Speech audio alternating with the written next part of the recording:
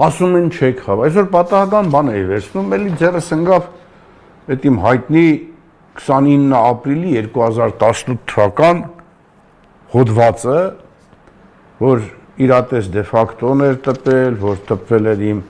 ուրեմն Facebook-յան էջում, որտեղ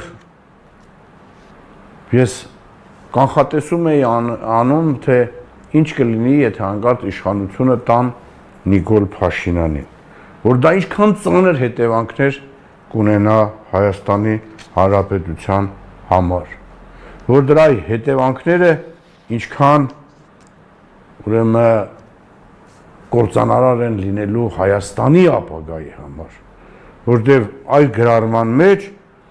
ես գրում եմ, որ դրանից հետո այդ քաղաքական ուժերը ոչինչ չի խանգարի դարձյալ իշխանության գած, բայց արդեն առանց Արցախի եւ արցախյան հիմնախնդրի։ Ուր է այն երաշխիքը, որ Ադրբեջանն ու Թուրքիան որպես իրենց հավատարմության այսօրվա բարեկամներին նրանց հետ դաշն չեն կնքի, այստեղ խոսքը որ Ռուսաստանի Դաշնության հետ եւ այլ դաշն չեն կնքի ու չեն պատժի դեպի ուրիշ տեղ գնացող Հայաստանին։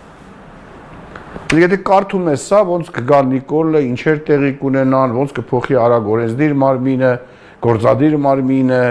դատական իշխանությունը, սա գրված է առանց փոփոխության։ Եվ ամենավերջում եզրակացությունը, այսօր եթե ես սխալվում եմ, երկիրը դրանից ոչինչ չի կորցնի, բայց եթե դու ես սխալվում, խոսքս ուղղում եմ Նիկոլին, կկորցնեք գրեթե ամեն ինչ։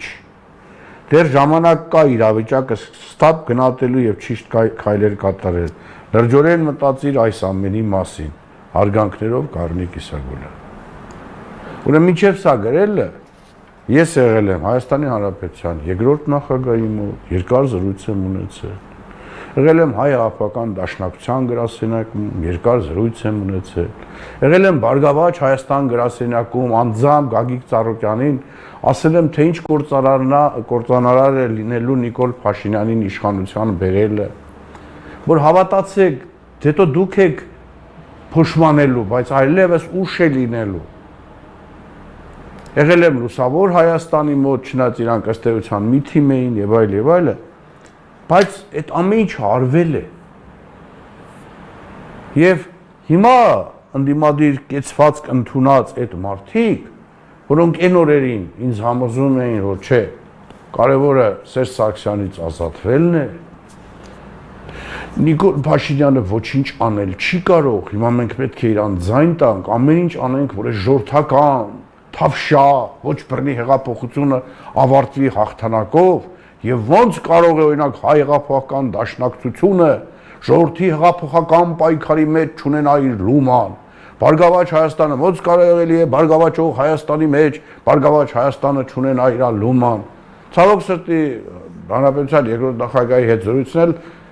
էլի շատ ծանր ընթացավ, որ կարևոր է այս этаպում ուրեմն Նիկոլը մեկ է ոչինչ չի կարող անել, իրան շատ մեկը